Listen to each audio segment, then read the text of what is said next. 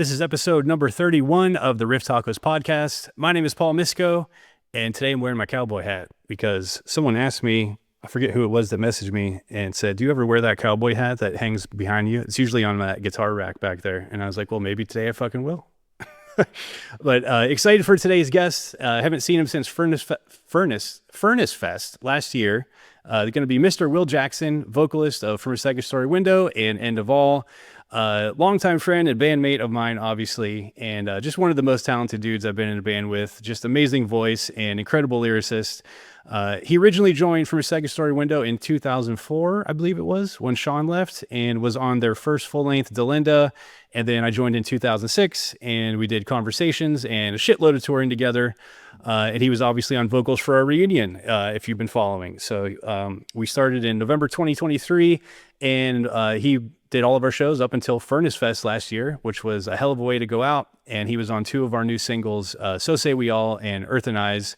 I'm stoked we were finally able to get this in. I know he's a very busy man down in North Carolina with work and his family and his homestead with a bunch of animals. So really stoked to catch up. This is Riff Tacos with Will Jackson.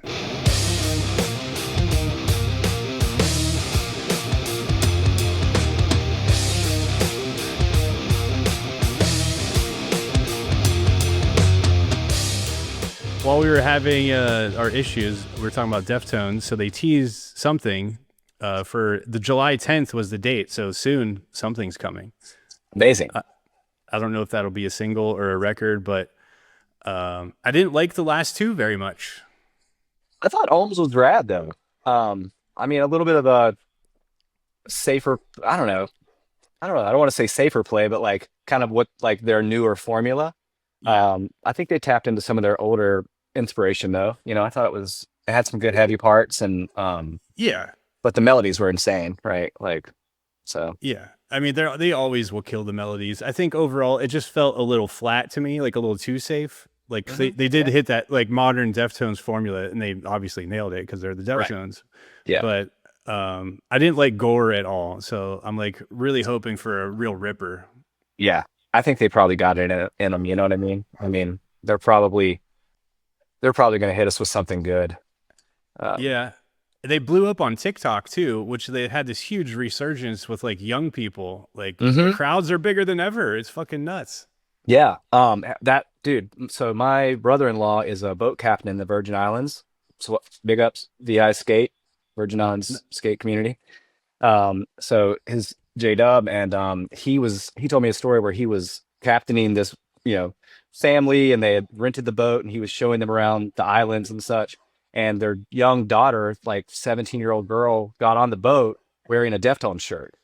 And so shit. JW, who's like a Deftones, he's the man, and he was just like, "Oh, Deftones, all right, awesome," and the mom was like, "Listen, I'm taking her on her first concert, like, is this gonna be cool?" And he was like, "Oh, it's Deftones. Like everybody likes Deftones, and everybody's cool at a Deftones show." Like, so it was just cool, but yeah, they're definitely getting a new wave of fans, which is awesome.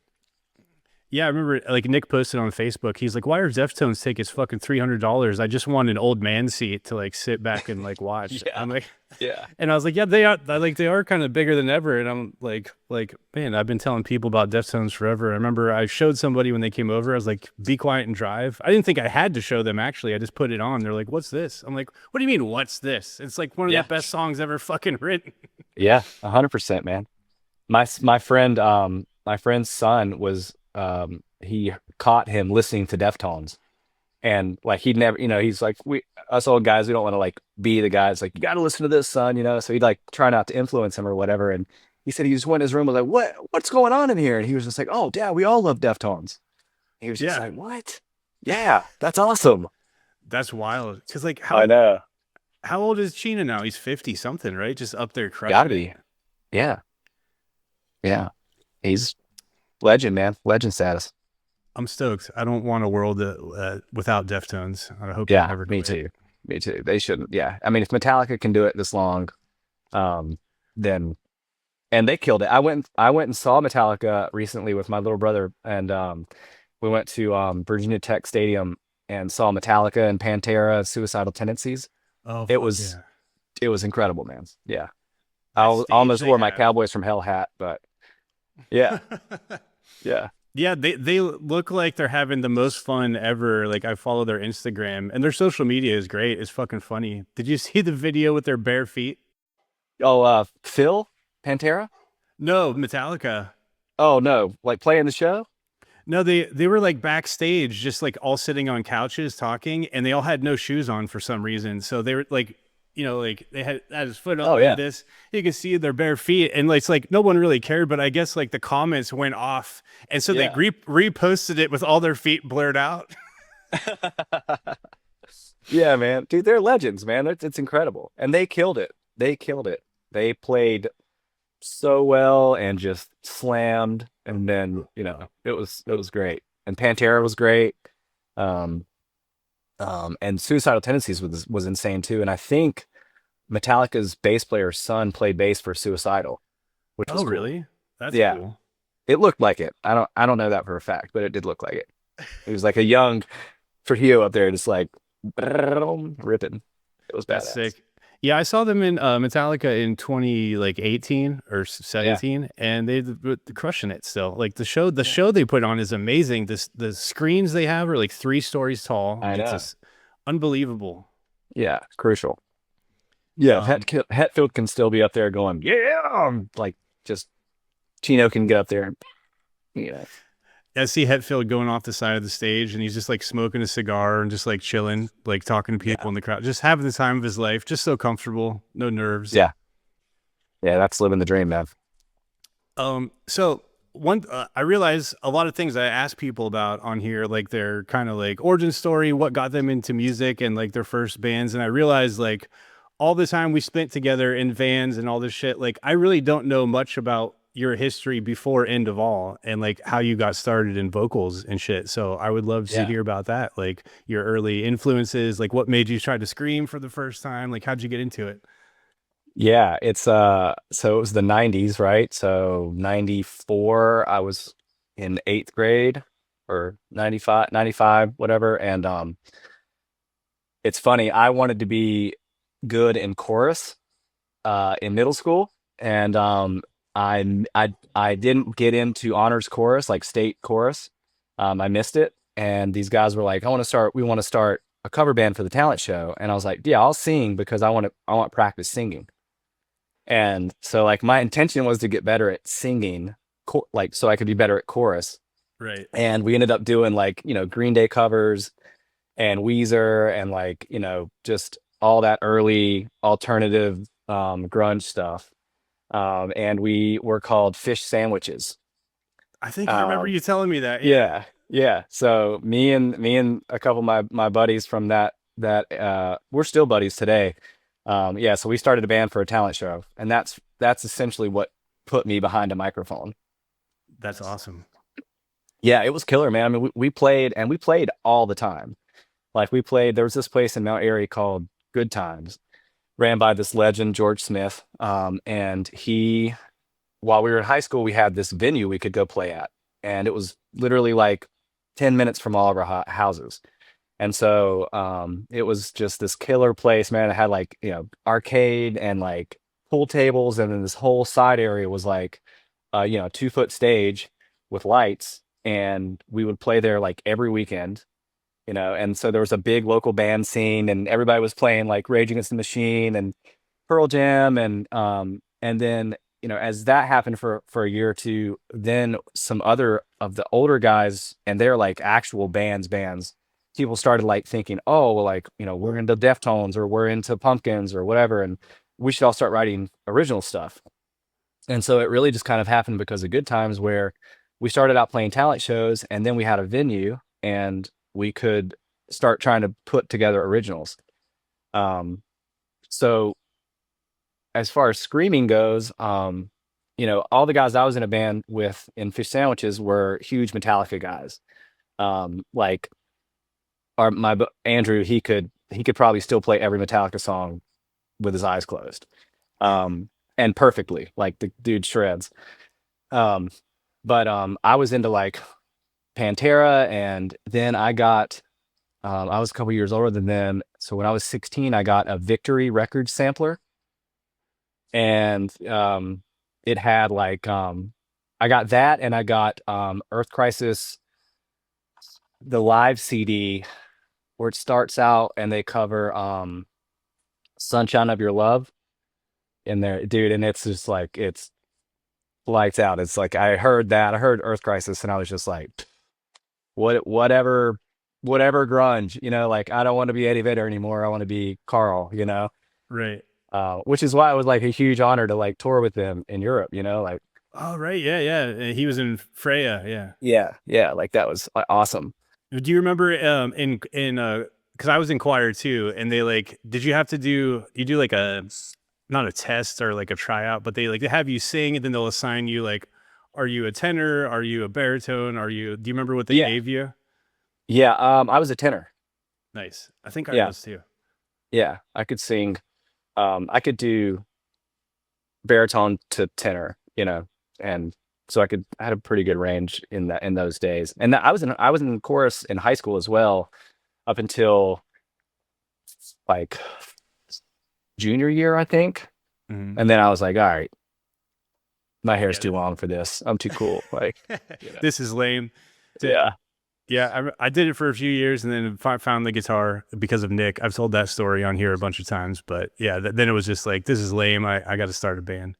yeah, yeah, yeah. That was it, man. Like, just you know, we wanted to write heavy music because we liked Metallica, and then we liked Pantera, and then I got into like kind of got into hardcore, and then I've got like a Trustkill sampler, and then there was a record store in Mount Airy called in the mall called Sonny's Music, and that place was a gold mine. Like I got the first Zayo record, that changed my life, and then Splinter, the Shards, Birth of Separation came out, and that was like I listened to that like soccer trips, you know what I mean? Like going, you know, to away games.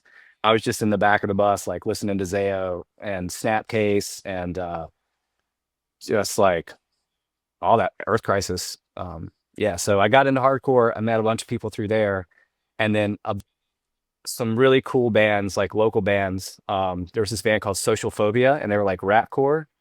Um, and they were incredible, right? And they ended up becoming the band Bludgeon. Oh, I don't know if you okay. I remember remember them. them. Yeah. Yeah, I had one of yeah. their So shirts. Yeah.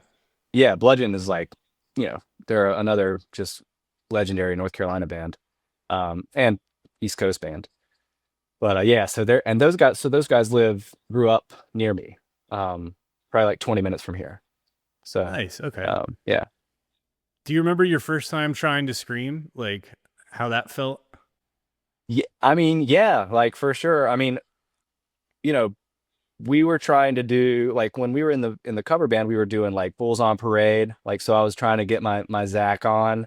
I was doing some Hetfield already.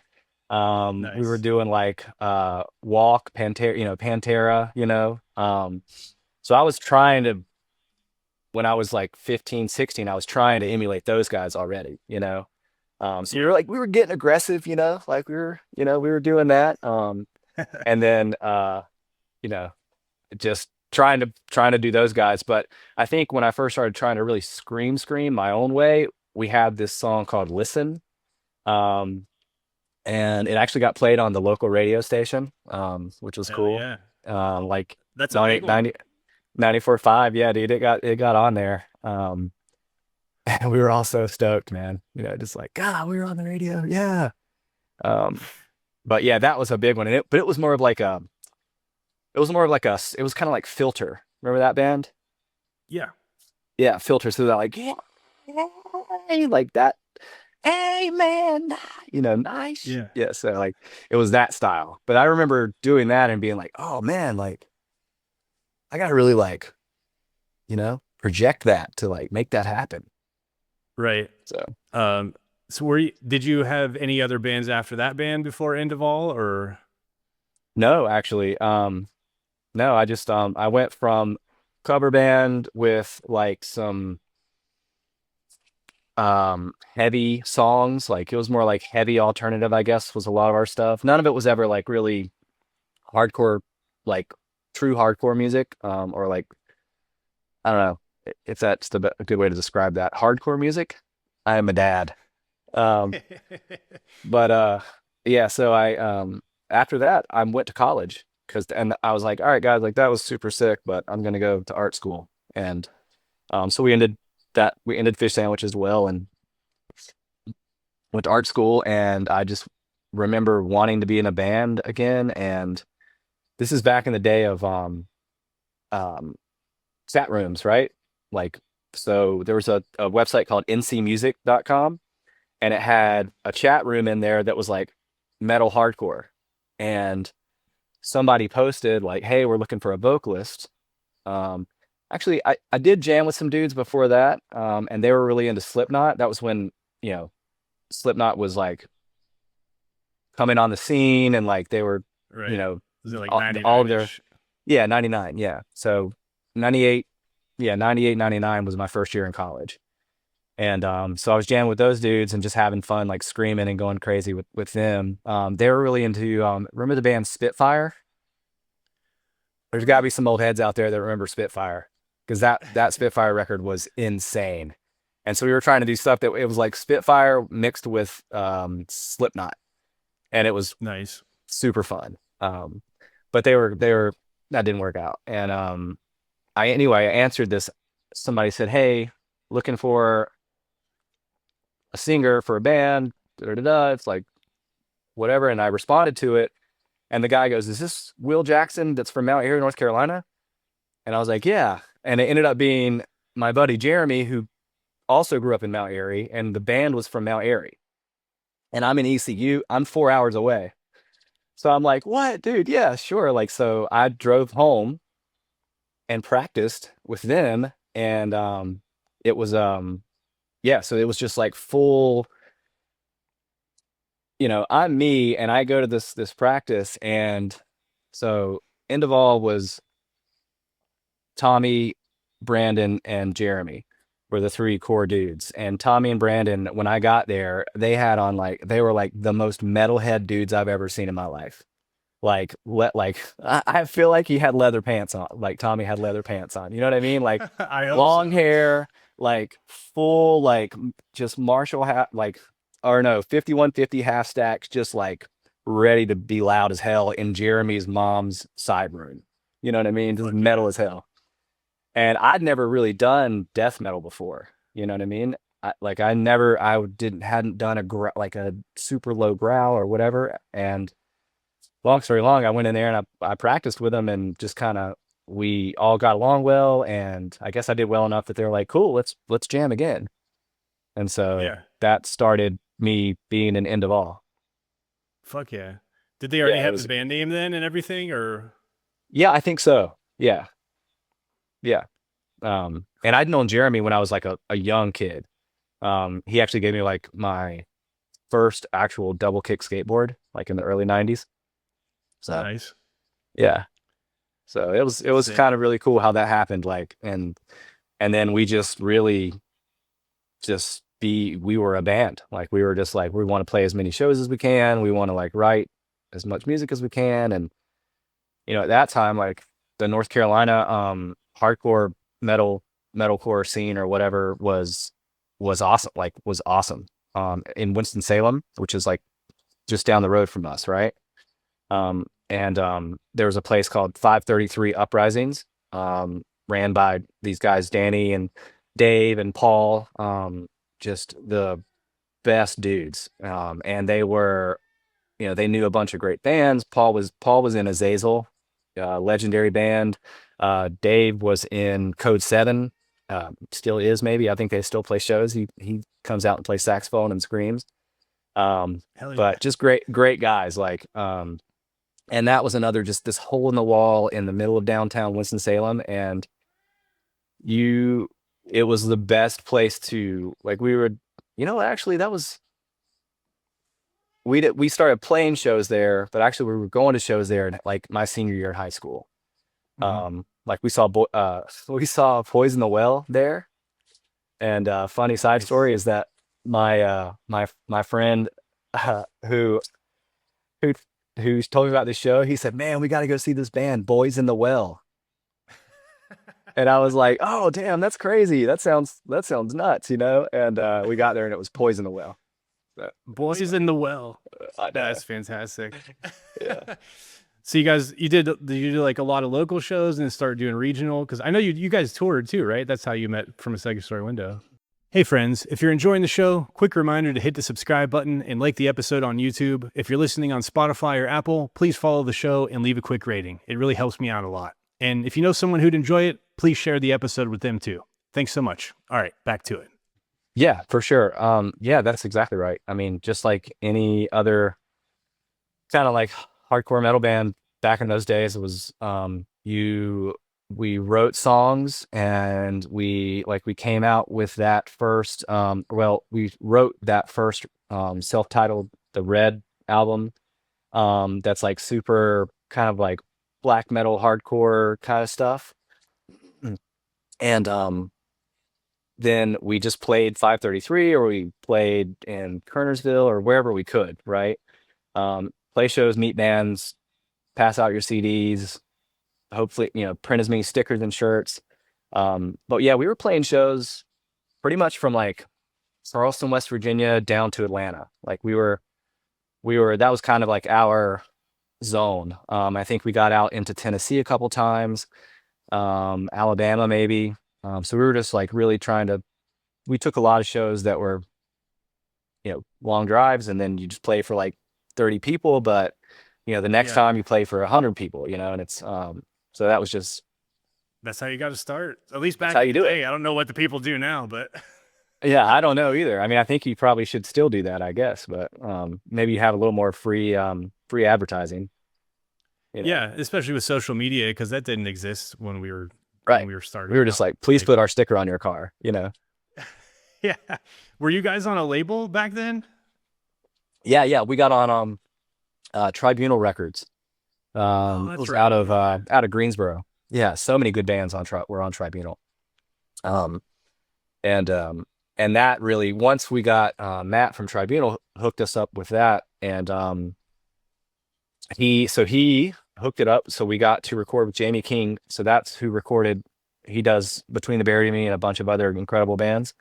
But we got to record our first record in his studio, and it was all on like old 8-at tape machines, like just incredible, man. Like it's a really cool record. If you haven't listened to that, please go listen to it.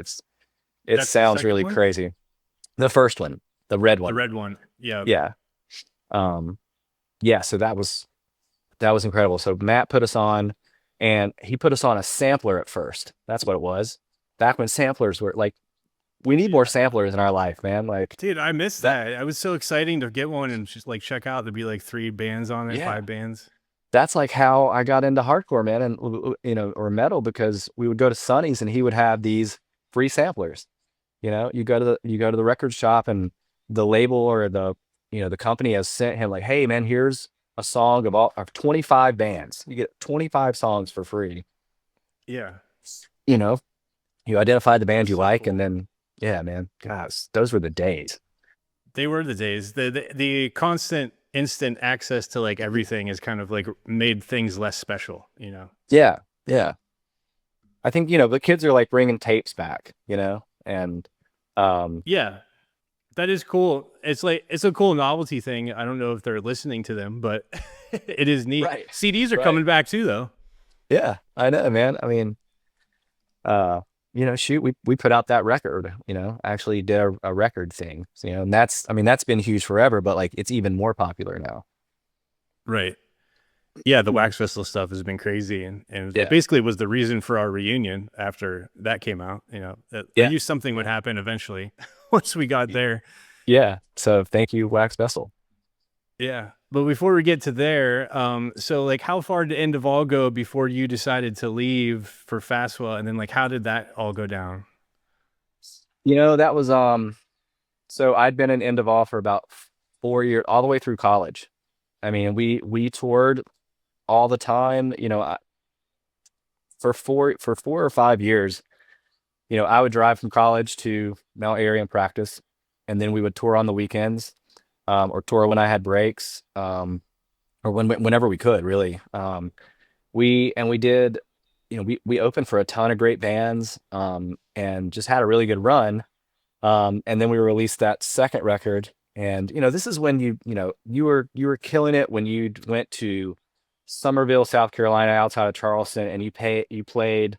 We would play like if we played down there, there would be 400 kids in a VFW. You know what I mean? And it would be just freaking incredible. And it would be just the scenes were big. Like kids were into it. Just really really good times. And but we were doing that and doing it, and it was kind of getting to that point where it was like, what's next, I guess, because the first time I saw From a Second Story Window was when we got to open Furnace Fest, and we drove to Alabama. We played at like 9:30 in the morning when people were walking in, and I think From a Second Story Window played like 2 hours later, and I was like, these guys suck. And but so anyway, that was the first time I ever saw them. But that was kind of like where it was, I graduated college. We were still kind of just touring and doing what we were doing. And then we got the nod to go on the Bro Down tour. Right. So we got to open that. So that was huge for us to actually do like an East Coast tour. And we'd done some stuff with like Bludgeon. Bludgeon took us out, and we went, all the way. Bludgeon took us out a couple times, and we went from, North Carolina to the bottom of Florida and back. We went to like all the way up to Long Island. So we'd done some like regional touring. So we had done like East Coast tours to the point where we were known enough to get asked to go on that tour. I can't really totally remember how we got on that tour. But we got on it and we opened, and it was, who was it? It was us, Psyopus. I can't help you on this one because I wasn't there. I know, dude. I remember Psyopus. They were insane. And then The Window. Crap. Anyway, forgive me, guys, if I'm forgetting. But that was an insane tour. Oh, number 12. Yeah, number 12 was on it. Yeah. I just did like the end of tour photo in my mind. I just pictured it and was like, what, damn it. Oh, and Ion Dissonance. Yeah, nice. So it was Psyopus, Ion Dissonance, number 12, From a Second Story Window, and us. That's a wild lineup. It was wild. Yeah. And so we had a fucking great time. Like it was awesome. So that's how I met The Window. But yeah. Ion Dissonance was, wow, what a fun band to watch all the time, like every day. Yeah, I heard so many stories of them yelling at each other in French and shit. Yeah, dude, they were incredible, man. Robin, there's the picture that I'm picturing in my mind is I wish I remembered the guy's name. I think he was, anyway. He and Rob could do the same like Rob can do all the faces. And they could do the same face. And so they would always do like that same silly guy face. And it was great. Was it the... I think so. If it's that one, I could never do it. I still can't. I can't do it either. Yeah. But dude, yeah, those guys were incredible. So you met them on that tour? Yeah. And then, so Sean had to leave probably fairly soon after that. And then you got a call, or how did that go down? I don't even know this part. Like, oh yeah. So how I got in From a Second Story Window was that tour had ended.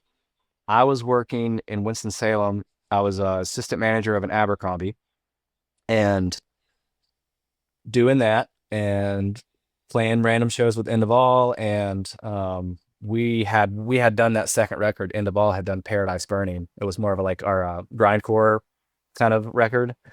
And I got a call, and Derek called me, and he was just like, hey man, our singer quit, and we've got to go to Europe, and we need somebody to come learn our songs in 2 weeks and go to Europe. And I was like, well, and so I called my dad, and I was like, Dad, what should I do? Should I do this? And he was just like, dude, you're young, you're single, I say, go for it. And I was like, you got it. Let's do it. And so I called him, and so I quit my job and packed up my rodeo and drove to Nico's house. And Yep. it was a blizzard, like just pouring down blizzard. I get there, and I'm pretty sure I get there, I get out, I unload my stuff into the kitchen, and somebody's like, everybody's downstairs. And I just, drove like 8, 9 hours in the snow. You know what I mean? Like, and I get downstairs, and it's a full-on rager, and Spatula Fight Club's going down. And I was just like so tired, but I was just like, holy smokes, like, let's go. Like, let's get it. I had to have been there then, man. I don't remember I that. feel like you were there. Like the whole crew was there, Duder and the whole gang. Like, Yeah. If Spatula Fight Club was happening, I was definitely there. I just remember being like, what the, like, yeah. For people listening, Spatula Fight Club is two people take their shirts off and they each get a spatula and they hit each other as hard as they can until someone gives up. Yeah. And that's what we used to do. Yeah. I don't think I may have did it once, but I didn't really want to participate because I was like, this is fucking retarded. Yeah. Yeah. Pretty weird. I was like, all right, cool. What's up? Yeah. I'm Will. And it was like, get in here. Come on, you guy. Yeah. Yeah. It was gnarly. Wait, so did they have a tour to Europe lined up that you guys didn't do? Because I didn't think we did one in Europe until I was in the band. Yeah, maybe it was like we have a tour to do. Maybe I had that mixed up. But it was basically like, we've got to go on tour and you have to learn these songs, because we immediately started practicing. What? Maybe it was a US tour. It was a US tour because I'm trying to remember, because I remember like all of the very first pictures of me with the band, I'm wearing is Abercrombie, because that was all I had. And I was just like, I was just a poor ass like art student who just graduated. So that's why you were dressed in Abercrombie. You work there. I didn't know that. Yeah. Yeah. And like, I'm not the kind of guy that's like, I'm going to change what I'm doing because I was just like, fuck it, I'll just rock this Puerto Rico Suave shirt, No, you've never absolutely been like ridiculous. Dress like a metal guy, and I always liked that. You just did your own thing. Yeah. You kind of just go with what is happening, I think, and that was what was happening, and I just ran it, But yeah, that is totally true. Thank you for saying that, because I had that mixed up. Yeah, so we went on a US tour. With who, I can't really remember. I'm trying to remember the names of some of the tours that I wasn't on, but I remember you guys talking about, like, Steers and Beers, I think was one. Steers and Beers, I think that might have been it. We had toured with so many bands though, Paul. It's like, yeah, basically the same thing. When you need an assistant, like, we're going on Jamie. tour. Yeah. I do. Somebody pull that shit up, like, yeah. Yo, Jamie, pull this up. Yeah, doing everything myself is a lot, but it's just the way you should get Duder and that'd be funny. Like, yo, Duder, pull this up. Just put him in the other room. There's this, you should do, like, there's a skateboard podcast called The 9 Club, and one of the guys he had a button and he couldn't talk unless he held the button down. That's fantastic. One of my favorite things on podcasts is when they have a Jamie or someone doing that, is when you can hear him laughing in the background. I think it's Tom Segura's podcast. You can just hear the guy cracking up in the back room, and they don't get rid. He's obviously like he's like 12 feet away. Like. Yeah. That's so fucking funny to me. I love that. So that what year was that? Because I always get foggy when Sean left. Was that 2004? Late 2004? I think so. I think it was like the end of 2003, or no, it was the end of it was 2004. It had to have been. Yeah. Because I graduated in 2003, and then I worked for like a summer, and then I moved up there in like October or something like that. Okay. And then I guess we were going on tour after that, because I remember playing some like cold ass shows in the beginning, like playing up in New Yeah. York, and like, there's like snow on the ground, and I'm like, right on, like, let's go. The Hamboni is just gonna just run through whatever. Yeah. Yeah. Full Fucking. disclosure, this was a long time ago, so I'm gonna get some of that wrong, but like, Oh, yeah, dude, I get shit wrong all the time. yeah, yeah. That's so long That ago. was We're looking at like almost 20 years, or it is a 20 lot years of from years and that. a lot of beers, 2005. brother. That's for sure. Cheers to that. Cheers. So you join, you hit the road, and Join, then hit the road. when do you guys start writing for Delenda? I guess immediately, right? I mean, like, straight away. Um, because they already had a bunch of parts and a bunch of ideas, and Derek in that time, he was all over the place, like, you know listen to this, listen to that, like, da da da, like, all things being equal, that was a lot of exposure, like, cool stuff. And Nick had a bunch of different kinds of bands, and Joe's got his influence. It was really cool because everybody had kind of what they liked. And Mm-hmm. when we would jam, after we kind of toured and did, it was basically like learn the songs, learn the EP. And then it was like the EP was, we were touring on that basically. And I feel like I don't know. I don't remember having any other songs in the beginning, but like after we got back, it was like, yeah, let's work on that. Oh, Um, I do remember Sean's last show. Someone found a video. Maybe he put it in the chat. Like there's one of him saying, "I'm leaving," blah blah blah. I think he mentions you maybe, but they did play, okay. if I remember correctly, an early version of Soft Green Fields. So they definitely had at least something happening. And Oh, really? That's cool. yeah, I'm pretty sure it was Yeah. that song. They played like a demo version of that or something. Yeah, yeah. So they had, I mean, they had been collaborating already. I mean, they Mm. were an awesome band, are still are an awesome band.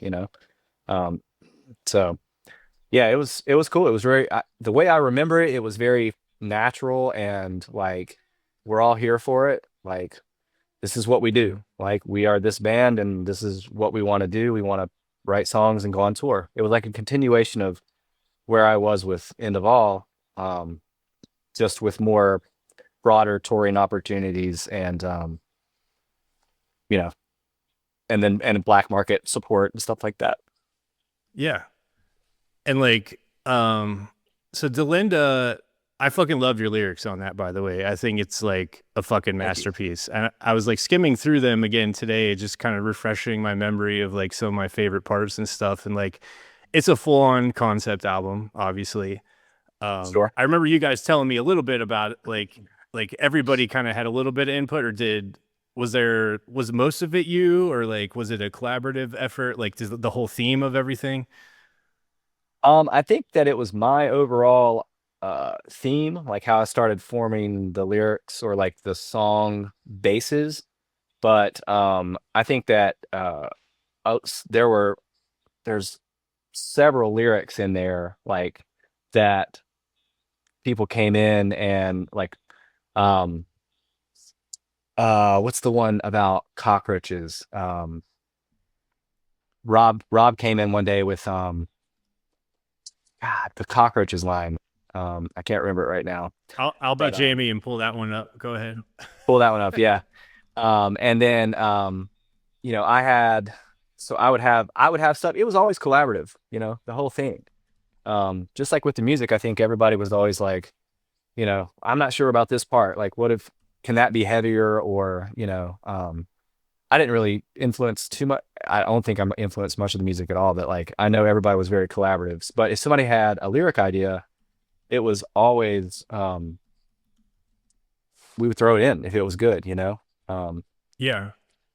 but Yeah, like The holy Crusher jeez. is probably Yeah. my favorite one lyrically. Yeah. I think it's fucking amazing. Thank you. Yeah. I love that song.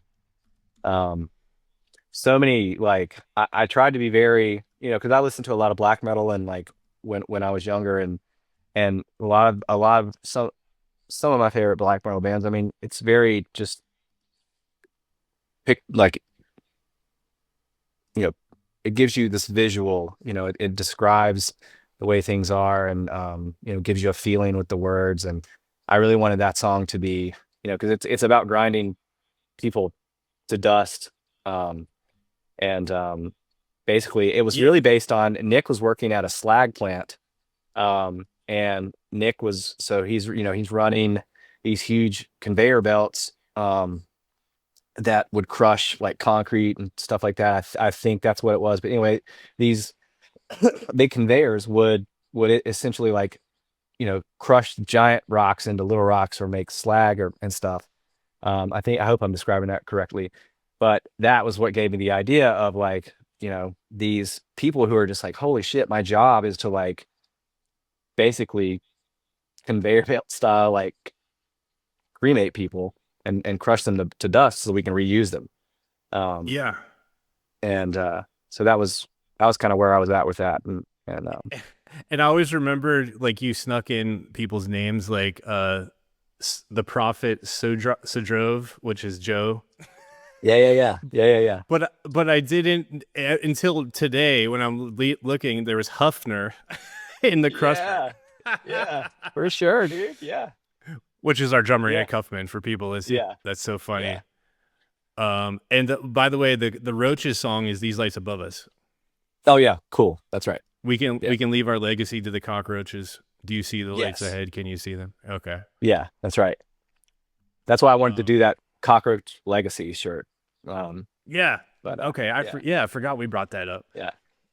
But yeah, these cockroaches. Yeah. So good. Yeah, the fucking give me this poor child, lay his legs out straight. The clean vocal part, help me grind him tight and place his head in this. Walk, die, fight, run. Hear this, let me grind him to dust. Let this world swallow us. That's so fucking good. Like I get goosebumps right now. Thank you. Yeah, that was a fun song to play too. Holy smokes, man! Kids would go crazy. We couldn't relearn it this time because there was too many fucking guitar parts, and neither Rob or I remembered anything, and we didn't have tabs for it. There's like 70 million fucking guitar parts. I got some of them, but like some of those scales and shit on Delenda, it was just like all over the place, and it's like it would take me years of slowing this down in Logic and like figuring out one note at a time. Yeah. No, I'm really happy to have been part of that record, without a doubt. That was a really good collaborative work, with those guys. It was fun. Yeah. It's really like as a concept album, it's a fucking piece of art. It's really cool. And I remember learning those songs when I joined the band. Yeah. So if you're listening, go check out Delenda from A Second Story Window, the first full length the band did. Yeah. Do you have a favorite song on there? I mean, now I'm gonna say The Crusher. But what's the one? Not Soft Green Fields. It's the short one. Dark Waters. Yeah. I like that one. It's just real chaotic and short. Yeah. Yeah. It's crazy as hell too. It's like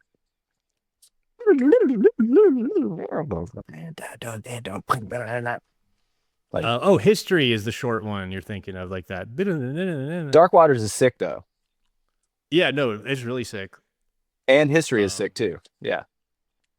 We played that. Oh, what else did we played Oracles on a tour. Only like one tour, I think. That was fun to play. Yeah, that with the breathe, receive the air they leave, never coming home. That part is just sick. Big ups Billy. Nights Like These. Oh, that's right. Yeah. Shout out. Yeah, Billy flew up when we recorded that. Yeah. And he was on Earthen Eyes. Yeah, and it was hard to hear. He's hard to tell he's in there, but last minute got him on that one. Yeah. The only thing I don't like about that record is I don't know. I'm not gonna say anything. Say it. What don't you like? I want to know. I think we could have had more of that one chant part where it's like, I am the answer, we are the means. I think that could have been a lot bigger. Like, but what song is that? That's Oracles. Yeah. That's the only part that I think kind of fell flat. But I mean, other than that, but of course you're gonna look back at stuff and go, well, yeah, that could have been better. You know, you have that on everything you do. Yeah.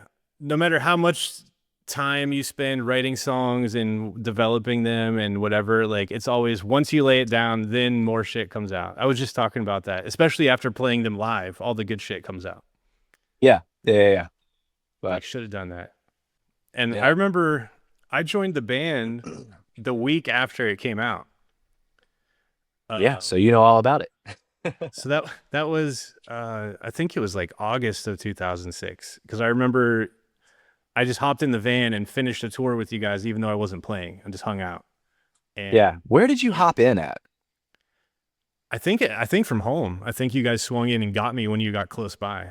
Okay, okay, yeah, Because Robinson did a tour. It was over about that time, and then Joe had called me and said, "Hey, do you like want to fill in? And we don't want to take you from that band, but uh, we have a tour booked. I think it was the Through the Eyes of the Dead tour with Acacia Strain. yeah.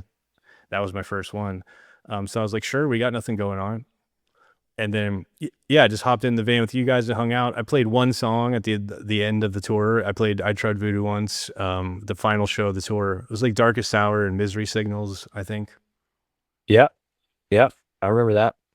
So yeah, so I got in the van and you guys were like, "Oh, we're about to get our first week numbers for Delenda." I remember that specifically. Sick. Yeah, crazy. 600 copies.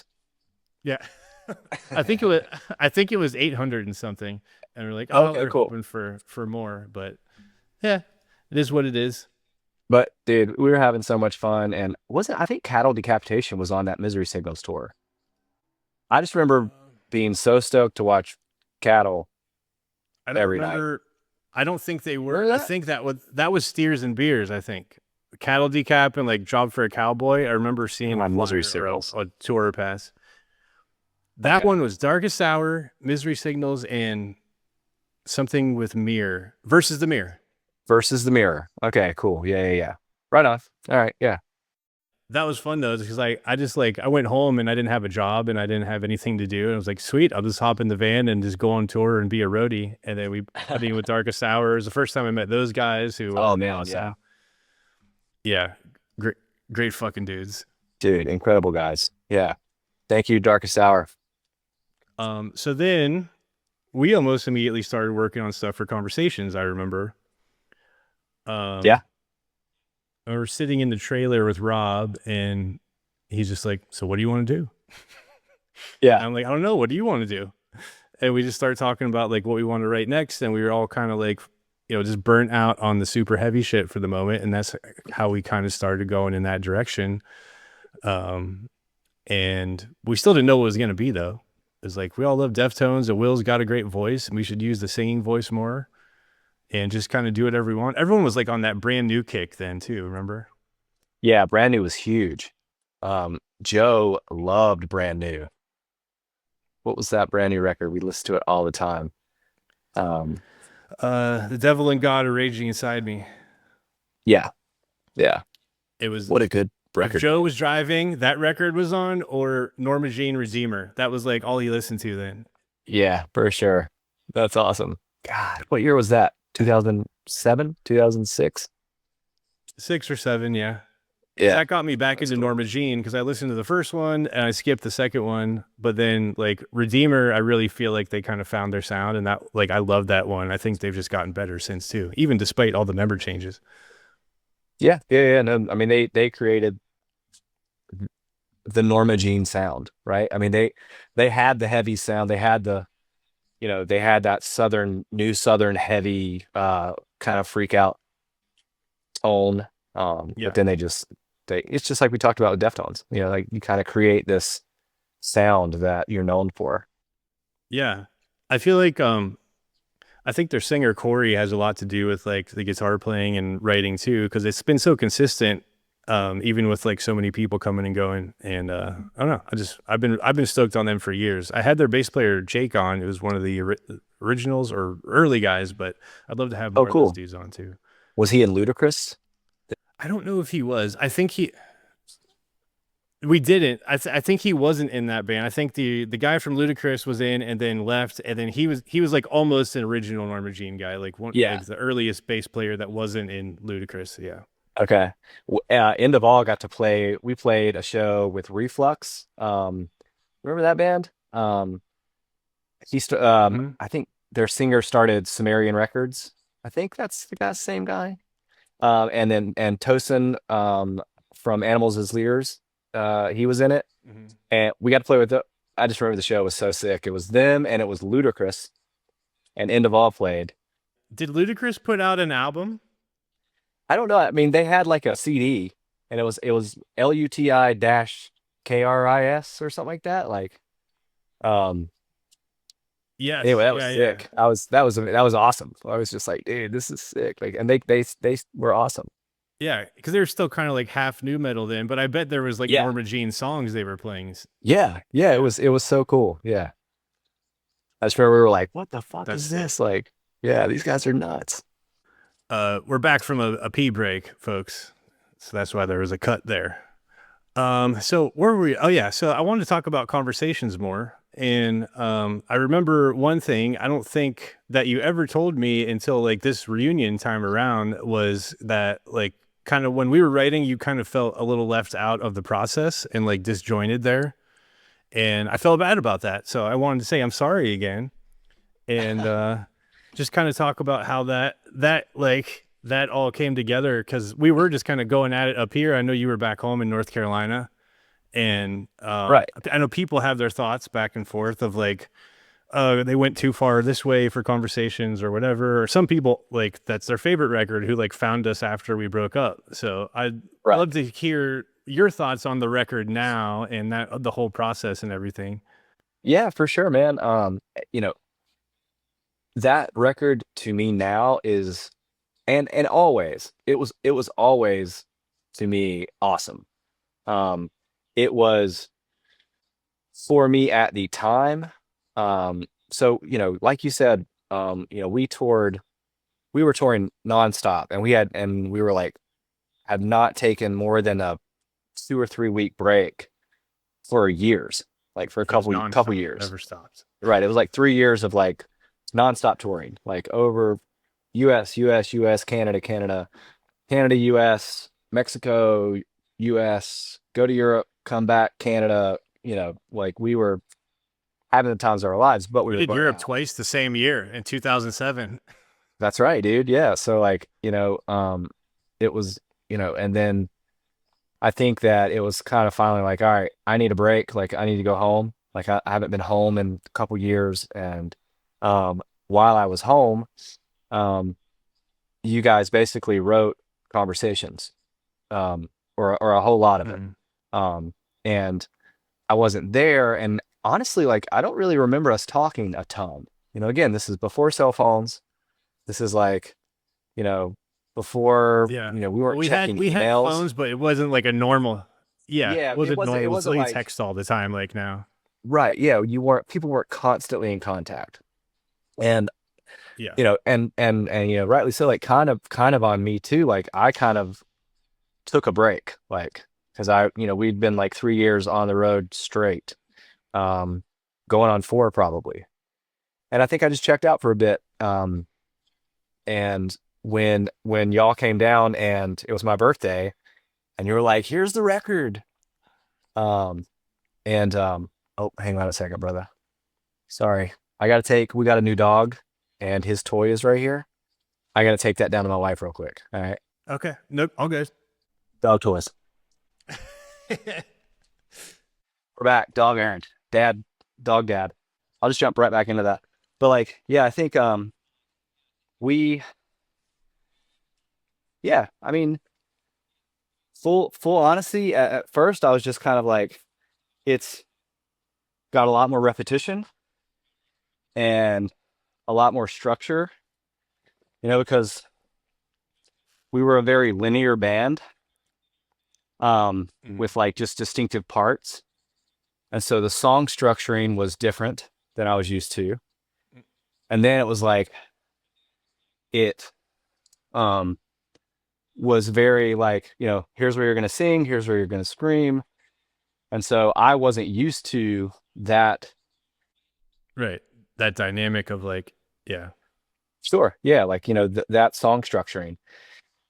So at first I was just like, damn, like, what am I going to do here? And can I do this? You know, because I've become sort of so accustomed to becoming this sort of linear, um, you know, songs have these dynamic parts and I can write these like sort of flowing lyrical journeys versus having to start going back to sort of like the fish sandwiches days, which is like learning structured songs, you know, song structure and going like, all right, well, how do I write a dope hook? Or what do I do in this bridge? You know, because now we had like verse, chorus, verse, bridge, chorus, you know, etc. And like, and so I think I was just kind of like, probably a little scared, you know, like, damn, am I going to be able to do this? And it was just a new concept to me.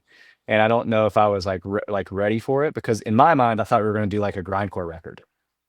But again, we weren't really talking, you know, Yeah. because we were on like summer break, basically. Yeah. Like, Yeah. I didn't know what to expect either. Cause yeah, I jumped in and I came from Robinson, which was just like as chaotic as you get and as fast as possible. yeah. And And that's kind of why I was like, kinda damn, like Paul's going to write something insane. Like, you know, and Conversations was insane and was awesome, but it wasn't what I was expecting.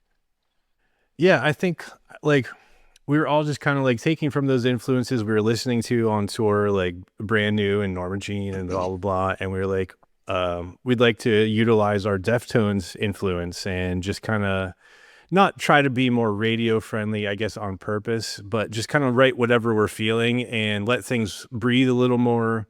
And Yeah. I'll be the first one to say it. I think the direction was right. I think we did a great job. I think you specifically did amazing. Especially for like being unsure of like what it was going to be. And, you know, you were still writing in the studio, like a lot of the shit we hadn't heard yet. And we were just like nervous, but like, it was exciting. Like, I don't know what it's going to sound like. And then you went down there and absolutely fucking crushed it. I remember sitting in the main room with Jocko and you're in the booth just going to town. And like Nick and I are looking at each other like, holy fucking shit. That was amazing. Like your melodies were so fucking catchy. Like your singing voice was incredible. And like, I think you like for all the problems with that record, I think you made it shine. And I think musically, a lot of great ideas, but I think it was undercooked, underdeveloped, and we went a little too far away from what FASSW was when there was probably a better middle ground, and we could have kept a little more of the chaos, a little more of the heaviness.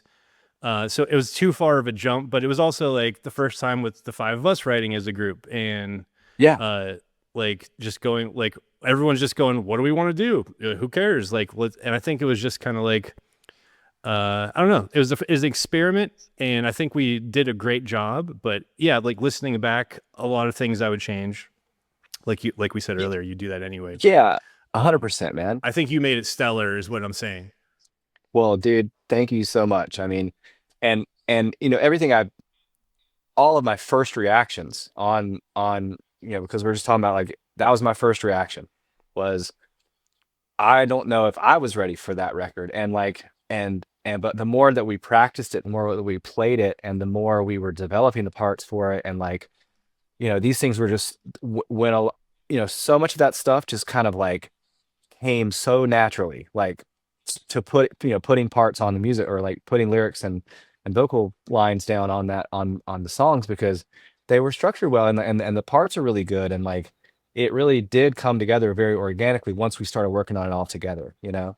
And you're right though, like there were several parts on there that I did like in the studio because we were still like, because the way I remember it was like kind of a short period from then to the studio, and then and so there was kind of like I mean, there wasn't pressure, but it was there was like not a lot of time to finish.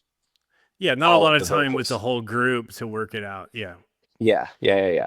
So, and you like, I remember working on guitar parts, or it's like Joe's turn to record or something, and you were sitting at the table just going to town upstairs in that apartment we stayed at, and like I wasn't nervous at all, or like, oh shit, is he going to be able to, I was excited because I was like, I haven't heard anything because we haven't had the time to do this as a group. We did that pre-production demo at Mike Vanetti's, and you didn't sing That's on right. that, did you? Was it all instrumental? Yeah, no, yeah, yeah. I came up with yeah, we came up with four of these there.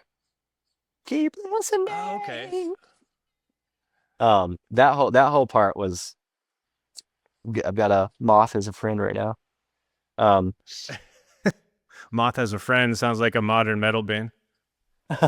yeah, I forgot. I couldn't remember if there were vocals on that.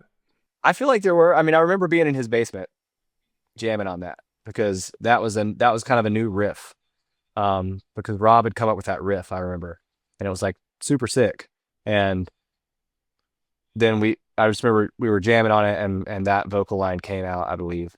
Yeah, that song was great. We never played that one live. I remember we played when we went to Europe. We hadn't recorded it yet, so we played early versions of a bunch of Conversation songs in Europe. I know that was what it is. Yeah, we figured that record out mainly on tour because it was like when I came off the break after I'd heard the record, it was like, "Yo, here's the demo," and then it was like, then we were going to Europe. That might be where I got my wires crossed in that early story.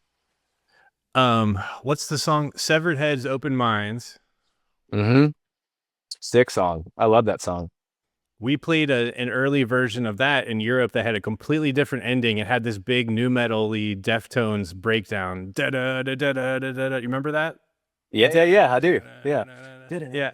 It was like, get your hands up. Get your hands up. Yeah. It was straight up bouncy, groovy riff with just two notes. Dude, one thing I love about when we played in Europe was like, if you did this, people were doing that.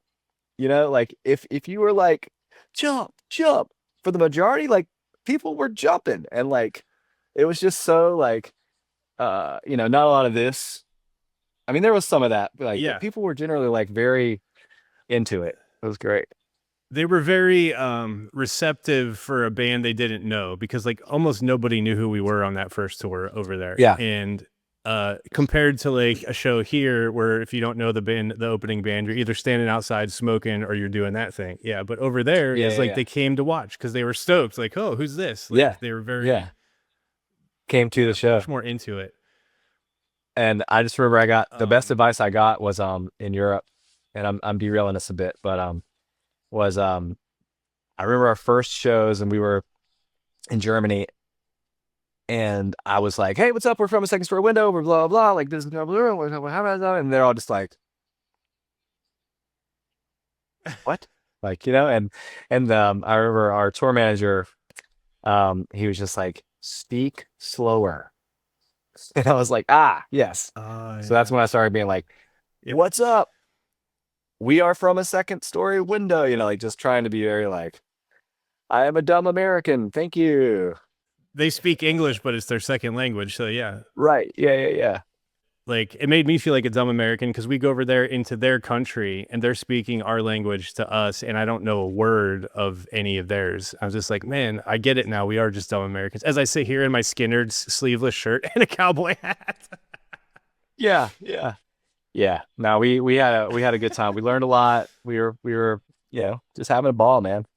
Lucky. Another song off there I wanted to talk about was Most of Us Are Normal. I think that one I wouldn't change a thing about, and I think it's a special song, and I think it was a bold move to open the record with it and to play it at Furnace Fest for the first time ever. We never played it live, and to come up there when our original idea was like, let's open with Challenge and, come out hard. But we're like, everyone's going to do that. If we surprise them, it could go wrong. It could backfire and be boring, but let's try it. And then I'm so glad you were on board. And I think it was Nick's idea. I can't remember. But at first I was like, I don't know. And then I'm like, yeah, let's fucking do it. And it worked. People were like, props for doing that. Agreed, man. Yeah. I struggled with that, man, because, I was, I don't know. I struggled with it, but I'm so glad we did it. And I think it was Nick's idea. He's always got good, bold ideas like that, I just remember I was just like, I made myself the playlist, and I was like, all right, like it works. It's going to be cool. And it was rad, man. And having people sing along, that crowd was a great crowd, and hearing people actually sing that song at that level was incredible. I mean, so Yeah, I yeah, watched one of the videos back that somebody, put on YouTube or something because we didn't have anyone filming for us. And I was so glad somebody recorded it because I'm like, this was our yeah, biggest show probably fucking ever. And yeah, to ever even come back and be able to do that, like, thank God someone filmed it. And like, I yeah, teared up when I saw people singing that because we never played it. And it was a nervous, bold move from us to start with it. And it ended up like feeling right. It was great. yeah. I agree for sure. Yeah, that was a really fun show. Super special.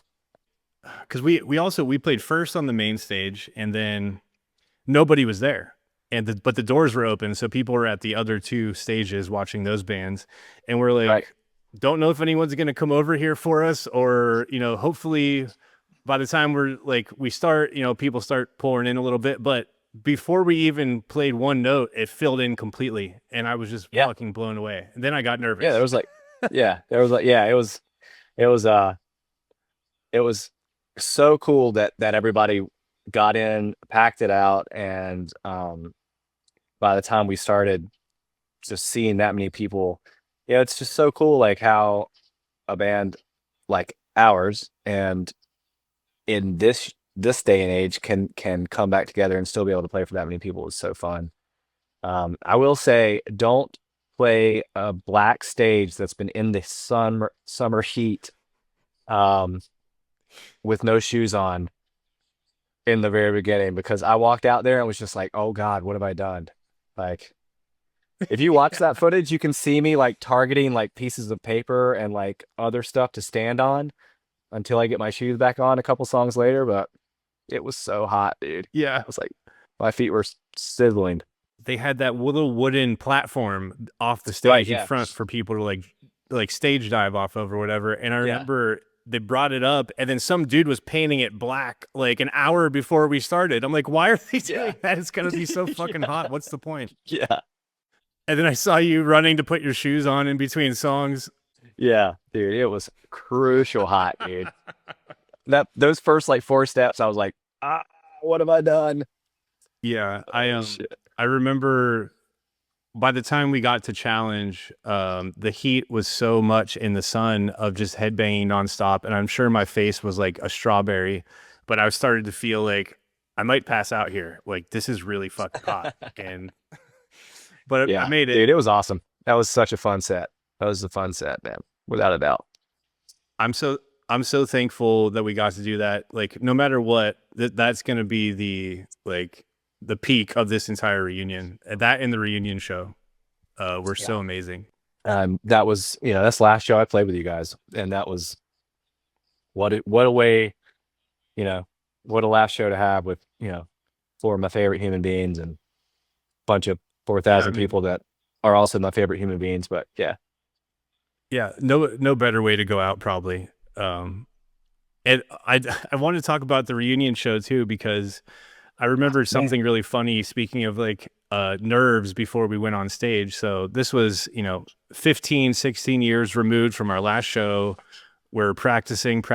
You could only come up, was it 2 times I think, and yeah, uh, we're up on the side while the intro is playing, and the lights go down and they turn red like we asked them to, yep, and you and I are back by the bowling pin machines, like getting ready to go on, and you're doing like your warm ups that you do, like la la la la la, and I'm yeah, walking yeah, back and forth, pacing, all fucking nervous, and I'm dumping water on my head, and we're like, oh shit, like we can't turn back now. Like it was just a really yeah, funny moment of yeah, us going through all of that at once. Like we're about to go up there and do this again, and we're like 40 years old, and it was just the coolest fucking thing. And that show was yeah, amazing. dude, that was a special night, man. I mean, that was incredible. I mean, uh, that place, that venue is so awesome, and the fact that again, it was an incredible crowd, um, Yep. and we hadn't played together live for 15 years or something, like like Mm, yeah. um, but and it went, and I felt like it went great. I mean, I know a couple spots where I messed up, but that again, that's us old heads. We look back on shit, but like man, it was so fun, and the kids were so gracious and awesome. Like, dude, that was incredible. Yeah, Yeah, we do it have a was good like video of that everyone one. I've ever known. Yeah. Yeah. Um, Shout out Nick Sarah for shooting that and cutting it together. I didn't know he was going to use so many cameras and just crush it like that. It's amazing. Oh yeah, it was pro as hell. And shout out to West Side Bowl. Like they're the staff, everyone's amazing. The food is fucking amazing. The sound is incredible. And we luckily we got the whole basement that night as our green room, which was great to be like just to go hide and be nervous for a little bit after talking to everybody Yeah, and just kind yeah. of like, okay, So much talking, just so much talking. Like, um, so you have much to just talking. find a booth and just like try and quietly drink a beer for a minute and like, and then Mhm. it was. But dude, I mean, again, like I can't be more thankful for how it went down. Like it was beautiful. No, me either. And backing up a little bit to when we decided to do this, and we were all in that group chat texting. And again, back to the Wax Festival thing, that they're the reason we had a group chat going again because they dropped the vinyl with all the records. Right. And I always kind of felt something may happen because we're all talking so much. And I think Joe had said early on, like, we should do one show or something. Like, so I was Yeah. like, I still think it's a no, so I'm not gonna ask. But like it felt like something was gonna happen. Like what were you thinking then? Well, no, man. I was in a pretty like I think I was just open to whatever happened at that time. I was thinking that we were gonna like do more of because we were all talking about like how you can write music from afar, like you were in Austin, they were in Ohio, and I was in North Carolina, and we were talking about how cool it is that we can like share riffs and like start working on stuff. Um, but I think when it was like, hey, let's play a show, everybody was just like, cool, how do we make it happen? You know? Mhm. And so I think I was very much on board in the beginning. Again, I was nervous. I mean, I was nervous about the whole thing, just because I wanted to do a good job. It had been so long. I hadn't really been jamming at all, especially not metal stuff. Um, so yeah, Mhm. but being able to practice in my car on the way to work was like kind of how I did it. Yeah. And you sent me card demos when we were writing So Say We and Earthen. Yeah, that's right. Yep. Yeah, that was my Subaru Studios. Yeah. Yeah. Oh, that was I forgot that was a question I forgot to ask. So rewinding real quick back to Delenda, the first time for the band doing clean vocals on History and Morning and what was it? Ghosts Over Japan, right? So Yeah. uh was that was that kind of your idea or did they ask you, hey, we kind of want to include some cleans on this and try it out, or how did that come I feel about? like it was organic. I mean, I feel like, a lot of that stuff just happened in practice is the way I remember it. Um, parts would come up because we were, it was the whiteboard, like here's the whiteboard, here's the part, we're going from this part to this part to this part. Again, it was very linear. And I was like, oh, that sounds cool there. And then I would just freestyle something over parts. And then I don't remember anyone being like, hey, sing there. Mhm. I just remember kind of like, I remember it being very organic and like we would just, whatever happened in practice is what we would the next, go into the next day with kind of. Yeah. Right. So, um, I think I was always interested in singing, um, in music, or in metal. And I think, end of all, no, I don't think we had any singing stuff. Um, but yeah, No. so that's that. Yeah. Yeah, because I Yeah. feel like back then, if you were a metal band, especially as heavy as this band, if you threw in cleans, like everyone right away was just like, no, I don't want it, like, and that's much more accepted now. Is Yeah. so many bands are like so disgustingly heavy, then they sing, and it's like much more prevalent to go back and forth. Yeah. But back then, uh, it was like you're a traitor to the scene if you if you threw in Dude, some cleans. cleans, man. Yeah, No, and we didn't even no call them that cleans. now. I'm just used to like saying it because that's that's I what people say. But yeah, that Yeah, no, we man. didn't call anything that. It was just singing and screaming. Yeah, yeah. Cleans. Oh, but they put cleans in it. Like, dude.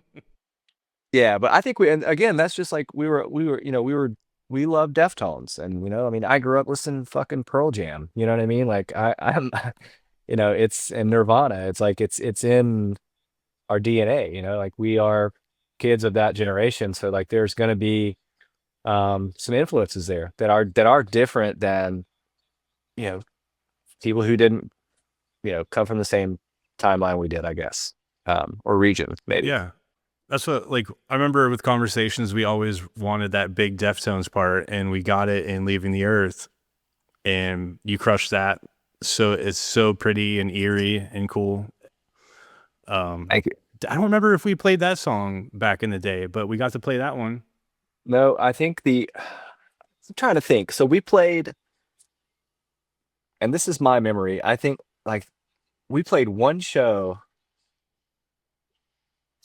In my mind, it's in Virginia, but I don't know if that's true. But we played a show, and it was the only time I remember playing Conversation songs live ever before we broke up. Mm-hmm. But it is a shame we never toured on that record. I think that at the time, I feel that record was very different. And with the bands we were playing with, if we would have really owned it and performed it like we know we could have, I think that it would have made waves. And but I do wish we could have toured on it.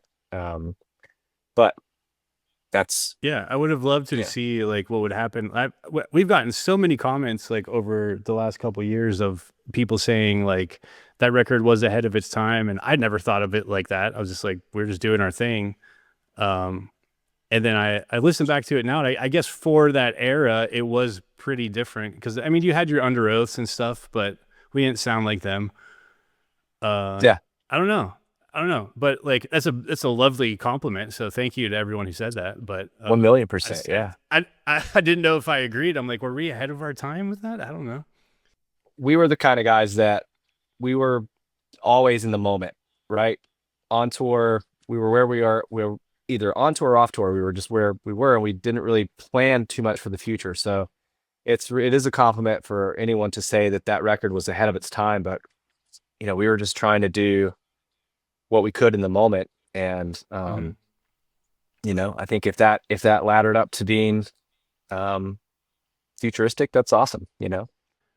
Yeah, like I'm very proud of it. I have my issues with it, but like for being a bunch of 20 somethings just experimenting and going, we're not afraid to do this, even though we know we'll get some backlash.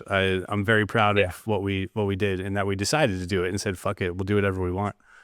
Yeah, yeah, because it was very different than Delenda, and so, but yeah, I like, again, I love it, man. Those songs to me today, I mean, um, and what was really cool was like at the reunion show, several people told me about how what those songs meant to them, and what some of the lyrics, because I was singing about love and like accepting yourself and like you know, um, being open and vulnerable and like stuff like that, that is it's hard to talk about, and like um very much different than Delinda was very much you know a uh, a removal of like personal feelings to talk about broader issues.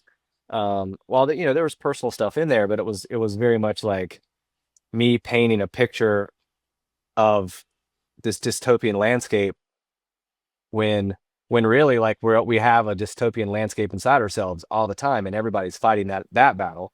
And so a lot of conversations was about that, and that's why this, like, the concept of conversations between people going through different things is where that came from. A lot of like inner work and like looking at yourself and your relationship with other people and things like that. So I think that and it dealt with a lot of like Swarm of Bees was about you know um global warming, and like back then, like, we're polluting the planet, we're polluting our ecosystems, like we're choosing so many things over each other. as like Mhm. human beings, right? And I Yep. mean, I think that's one of the reasons that, not to tangent really, but like that's one of the reasons that I really loved hardcore when I was a kid is like, when I heard Earth Crisis, and I heard bands like Coalesce and like, bands that were like talking about these um issues, like actual things that were world facing or like, personal facing, that made you think about something different than like um pop music. I think, that's obviously Yeah, we're talking about real shit. punk rock 101, but like, it's but like Pearl Jam was doing that too, like rest his, head on a pillow made of concrete. It's like Hmm. these are the things that make us feel when we play this music. The music's heavy, the lyrics are heavy, the concepts are heavy. Um, so we took a lot of that ethos and put that into conversations, which was more about how do we how do we tell these tales, or how do we speak to these concepts, but in a way that is more like, I don't know, like softer, or like, more musical. I don't know. Yeah, I know what you're saying. Yeah. Yeah, it was a departure when you're singing about that stuff compared to like grinding bodies into dust. And I'm sure like the metal guys were like, "Where's the blood and the death and shit?" And it's like, hey, everyone was smoking a lot of weed and listening to a lot of Floyd, so we were trying some new shit, and Yeah, and we all that's love true. Deftones. That's very true. Yeah. Yeah. The ways we choose to love, what is it? The ways we choose to love can show us how to know ourselves, or something like that. If I didn't get Yeah. that right, don't put that in here. But With that's Monumental Treason. We played that for the first time live at the reunion show too, which was really cool. yeah, That I love song that is song. that is our straight up most verse chorus structured like radio ish song.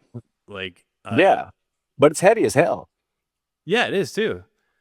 And it's Yeah. got that big epic bridge with like the harmonies and the guitars, and yeah, your melodies are so catchy. Shout out to Sarah. She said that song specifically helped her get through a divorce and said like so many nice things about it, and she was at the show. Yeah. Yeah, so it's really cool. It was really cool like all these years after we broke up in such a shitty way to get to relive that, play the songs we never played, and then hear what that record has meant to people all these years when we were just like, man, we fucked up by doing things the wrong way. Hey man, again, we were in the moment. We were, we couldn't Yeah. really see that far down the road. Um, I think you were though, like you were might have been the only one that was saying, "Let's get back in the van and go to New England Metal Fest," when like everyone else was like done, and we just went and yeah, got margaritas and shit. we got margaritas the next morning. I remember we Yep. went and got margaritas, and I was like, "Can we just go to Metal Fest?" Like, Yeah. and then I was like, "If we're not going to Metal Fest, I'm going home." And like, I'm pretty sure I just packed up and went to North Carolina, and that was like, and then 15 years later was the first time I went back to Ohio, Yeah, and I did the same thing. I was because like, we were supposed to play Metal Fest, man, like the next day. yeah, we had an MTV2 interview lined up. Yeah, it just goes to show like you'd kill for that back in the day, especially when you're that young and you're hungry and you're like this shows how beat down we were and how bad things were going and how everyone was sick of making no money and whatever, to just throw that Right. away, like we Yeah. were really really tired and beaten up, and just to let it go that easy. I was the same way. I was like, well, if we're not going to do this, I guess I'm going to California. And Right. one year later I was gone. Yeah. Yeah. I mean, that's what happened, and it's okay. I mean, we had been going so hard for so long, and it's hard to say like if we had given it 6 more months, and done that, and then picked up the right tour next, or blah blah, like, who knows, Mhm. or if we had toured on Conversations, would it have been different? But um, I'm sitting in my black metal building, and I got two just insanely awesome kids in the house with my wonderful wife, and I'm listening to the crickets. So Yeah, everything turned out all right. yeah, I'm a happy man, you know, I'm really thrilled to be able to just, do this with you today, man. Is like, to be able to look back and talk about the things that we got to experience is just, Hmm. it's pretty rare. And I feel like a very lucky human being. Me too. Like to be in that chat with you guys all these years later, and from that first moment of like, I think it was Joe that said maybe we should do a show, and Yeah. like fast forwarding a year later at Furnace Fest, that was like never a thought in my fucking head that we would ever, Yeah. ever do that, let alone play a Yeah. fest that big again and be Yeah. on the main stage. Like insane. Yeah. I was absolutely blown away with just the reunion show. Yeah. I mean, the fact that that went so well, I was just like, wow, this is great. Even if we just did that, it would have been great. Yeah. Yeah. Yeah. Exactly. So, I mean, but I mean, it, it's been a hell of a ride, man. um, let's real quick before we start to wrap it up here, talk about this time around going back to Jocko's for the third time for you, second time for me, Yeah. to be back in that same place recording these two new songs. Like, and it felt exactly the same in there. It smelled the same. The same Oh, wow. table was there, exactly where it was, where we used to sit around, and like someone Yeah. dropped a bunch of weed and made a dick out of weed on the table. That photo I have. Oh, yeah. Oh, yeah. But what Wait, did it that feel wasn't in for- Europe? I thought that was in Europe. But anyway. No, I have it in my There was- Conversations 2008 photo folder. There's a giant dick made of weed on the table. I think Nick made it. Okay. But a lot of special times in that room. Yeah. A lot of special times. We've had a lot of special times.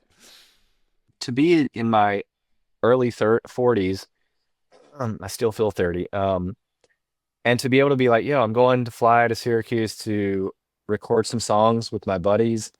And, Jocko is the most special human being I've ever met, top three, like just a really genuine, lovely, intelligent person, hilarious, knows what he's doing. So anything that anybody who's lucky enough to record with that guy, will, knows what we're talking about. But it was great. It was like tapping into 2007.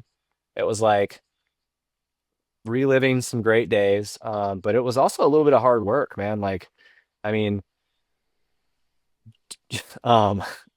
So Say We All is a monster. Yes. And so 43-year-old Will versus 25-year-old Will was giving it his damn best, man. But I think we really pulled through and like made some really, really awesome new music as a group, I agree. So Say We All is really special. That's my favorite of the two. And I had the kind of the same feeling when we were in there of like, we didn't get to play in a room with you and write these songs together. So it was kind of like, let's see what happens when he gets in there. Like, we'd worked on it. You and I would sit on Sundays and go over vocals and stuff. And, but we didn't have that like full band practice every week. So like, I'm used to what Will is doing. I know what it's going to sound like. And you went in there and just fucking crushed it again. And I remember sitting there, same thing. It felt like 2007. I'm just got a big ass smile on my face. And remember that video I made? I posted on our Instagram. Jocko just goes, "Holy shit!" That one part, and you're doing the big, and So Say We All. Like, you just crushed it, dude. It was so fun, dude. Thank you, man. Yeah, it was so fun. I mean, that's the whole thing of this whole thing, man. Is it's fun to do this. Like, to play this kind of music is so fun. Like, I mean, I think that we're lucky that we've been able to do it. But yeah, So Say We All was a monster, dude. And Earthen Eyes was really, really great too. I mean, super fun song as well. I agree though. I think So Say is like, I like that one a lot. Yeah. Yeah, the ending is so special. Like when we talked about like, oh, are you gonna like, should you scream or sing over it? Like, and then you ended up doing that. It's like the opposite of what you'd expect for such a heavy part, and it just made it so cool. Yeah, I agree. And like, but yeah, walking into that room, it felt like 2007 again. Jocko looked the same. Going down there and going through our amps, which one are we going to use? Ended up using my same amp again that we used for Conversations, all the guitars. Yeah, exactly. and ordering food and just sitting around that table and shooting the shit. Just the only difference was going to bed way earlier and not being hammered. Yeah, that's right. Yeah. Yeah. Yeah. A lot less of everything and a lot more sleep. And Hmm. um, yeah, nah. But that's again, we're in the moment. At 40, it's different than at 25, Yeah. And as it probably should be. for anyone listening who hasn't, you can go look up our old studio mini documentary we made called Studio Days, DAZE, that you can see us recording conversations. And it's totally awful, but funny. It's really funny. Oh man. Yeah, that was funny. Very funny. The best part is that one clip where somebody opens the door and it's Rob and he's like, oh, like scared, and then it plays like the X-Files like Oh yeah, then he walks away. Looks like Bigfoot. yeah. Yeah, we didn't even like we had to like try to remember to go, oh, we should talk about the record instead of just Yeah. us being idiots. Yeah. Um, Yeah, we it was fun. Great times. Yeah, without a doubt. All right, so what I've been doing with everyone is a quick little rapid fire sesh of questions at the end just for fun. Okay. Let's go. If you had a theme song every time you walked into a room, what would it be? Let's just say the Andy Griffith Show. That's fantastic. All right. Least favorite seat in the van rotation.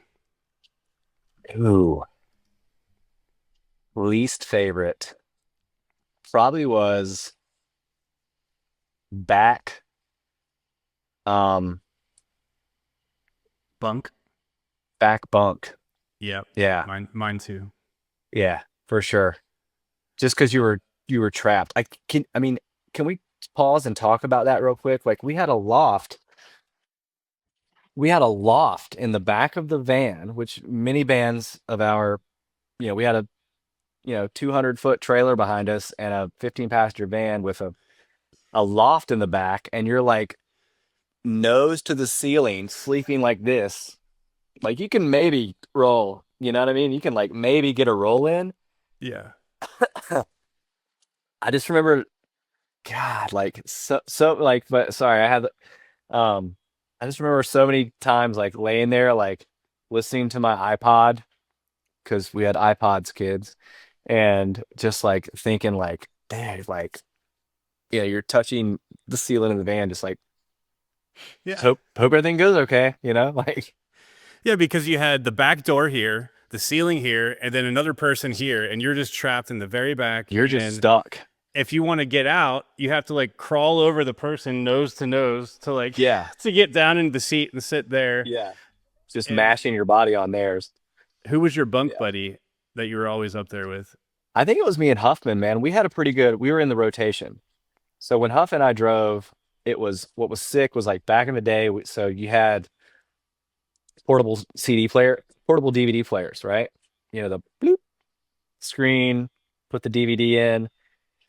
And Nick had that like 5-hour 311 day live CD or whatever, just 311 live. My worst nightmare. Your worst nightmare. And we would just listen to like 311. We would watch the 311 DVD driving through the dark, like, having fun. Yeah. So for people listening, the van rotation I'm talking about is we had an assigned rotation that you couldn't break unless you made a deal with someone. So it was your turn to Right. drive. It was your turn to drive. You couldn't drink that night unless you could barter a deal with someone to trade for the night or whatever. So you started in the driver's seat. It was your turn. You had to drive at least 200 miles, and then you went to the back of the van. So that's the back bunk position. Then you move up one spot in the bunk. Then you go to the back seat, but then you go to shotgun instead of the front bench. And then you go to the bench behind so you could sleep before it was your turn to drive again. So it was a Yeah. specific rotation. And that's why I asked his least favorite spot in the rotation, because you didn't get the same seat all the time. Right. But Yeah. props to us for like everyone obeying that and being really cool. I know a lot of bands wouldn't be able to pull that off and they'd fight about it. Yeah, there's a lot of egos in musicians, you know. I think that was one of the best things about our crew was like low ego, you know. I mean, I think we Yeah, were all there, but we were all so happy to be there that we were just like, this is fine. I honestly You can't know? remember one screaming fight between anybody. No, no, I don't think so. Yeah, we just quit. We quit being a band because we were exhausted. Like that was. Remember we did that Lamb Goat interview, and the guy was just like, "So, why'd you break up?" Yeah, waiting for You the know? juicy stuff. Yeah, we were like, "Well, we were pretty tired." Yeah, touring broke sucks for Yeah, all of your yeah. 20s. Like, Dude, like we had some good tours. We had some tours where we came home with some money, and like, I mean, I had an opportunity to put, to to be okay after everything was done.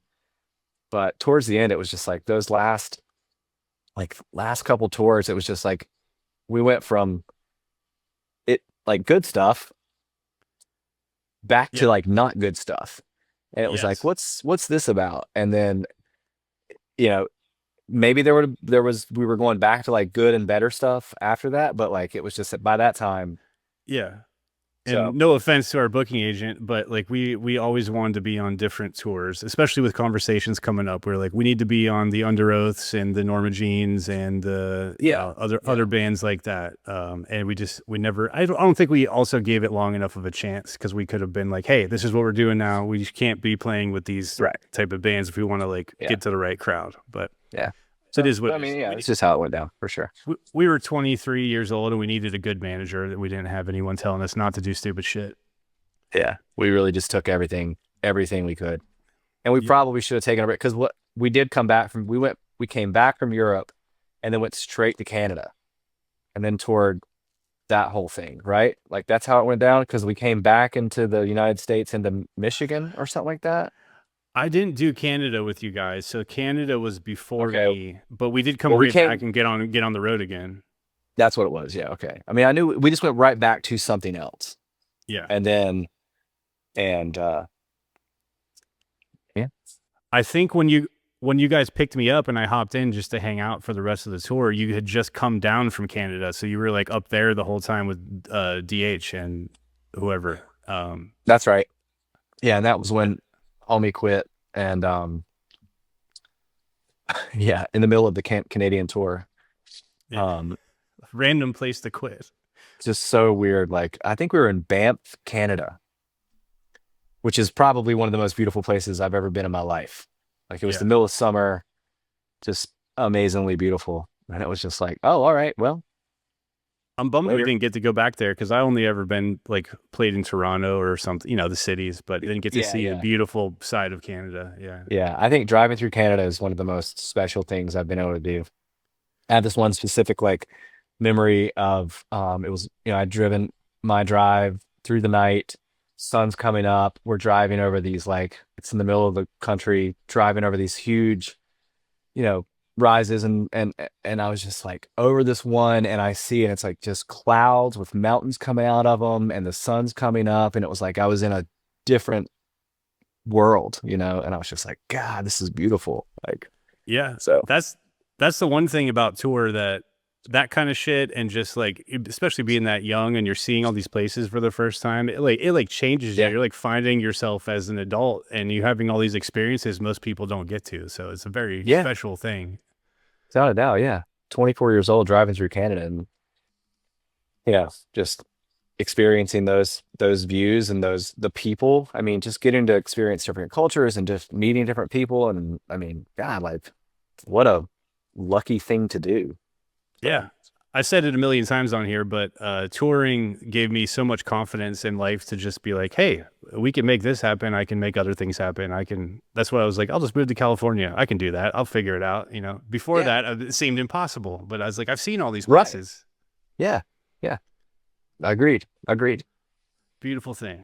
So if you can go on tour, kids, go on tour. Yeah, If you please want to do. challenge, use MapQuest. Don't use your phone.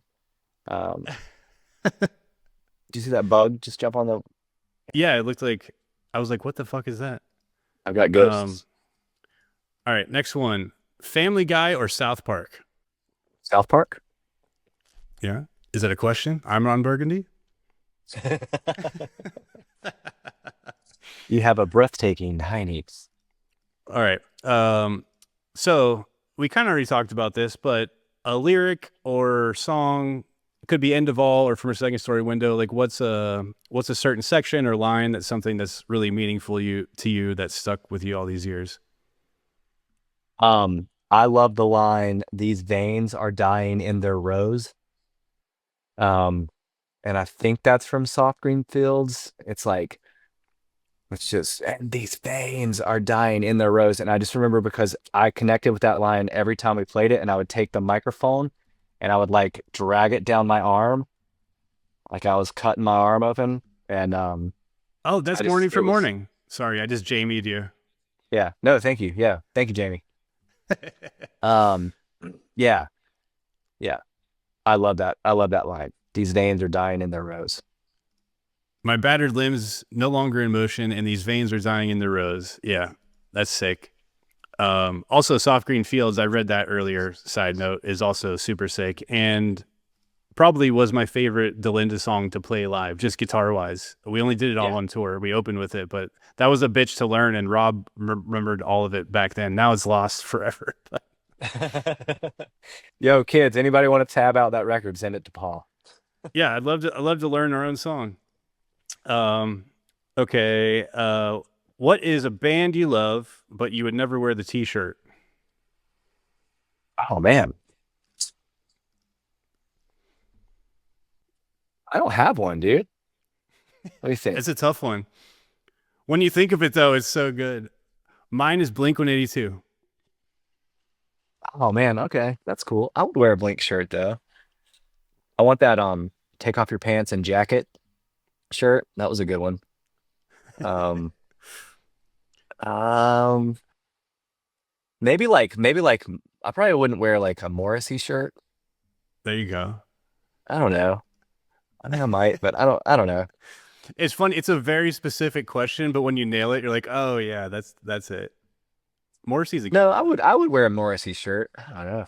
That's a tough one. Yeah, I'm gonna say that I would rock all shirts. okay. If you can remember this, worst band name ever that you almost used. Fish sandwiches, and we used it. It's bad good though. I like that one. Oh yeah, dude, it's 90s good. It's 90s good. Yeah. Right. Okay. Fun one. Speaking of 90s, Nick Cage movies, The Rock or Con Air? On air. I'd have to go with The Rock, I think, but both great. Fuck. You know what I just watched recently was Season of the Witch. Oh, wait, Halloween? It's no. It's like a newer Cage movie. I was sick and I was trying to just watch movies while I was sick. And it's called Season of the Witch, I think. And he's like a Crusades era like knight who like gets roped into this like scene, and it's amazing. And it's him and the guy who was the original Hellboy. Oh my God, it's Oh, Ron wonderful. Perlman? Yeah. Yes, yes, I'll yeah. have to So watch that. sick. I love any Nick Cage movie. Dude, it's great. Okay. Do you remember the most embarrassing thing that ever happened to you on stage? Oh no, I almost broke my ankle that one time. I came down off the stomp box and like my ankle just went. "Pow." That was at the White Rabbit in Texas. San Antonio. Yeah. Yeah, Great remember that venue. spot? What a spot, dude. That's one of my favorite places in the world. That was one of those Um, places where, like, no matter how bad the tour was going, we'd go there and the show would be amazing. Like, I Incredible. remember people grabbing my feet and like just Yeah. scream. Like, it was a great Thank you, venue. San Antonio. That huge venue, always like wonderful crowd, wonderful participation. But I remember like my ankle just fucking broke like third song in. And Yeah. so the rest of the set, I was like on the mic stand, like, ah. I was like, I think I just broke my ankle. Ah, fuck. Like, Yeah, we're pretty lucky. I don't remember anyone ever getting that injured, and no one ever got arrested. Like we kind of lucked out nope. for Dude, never had a wreck. yeah. Like, Except for that one time Rob drove off the road and the brakes went out. See, you remember that? It was nighttime. I was in shotgun. He was driving. I don't know if you guys were all sleeping, but he he just turned off and thought it was where he's supposed to go, and it was just nothing.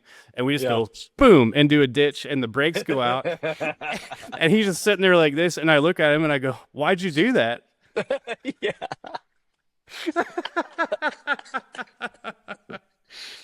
Why'd you do that?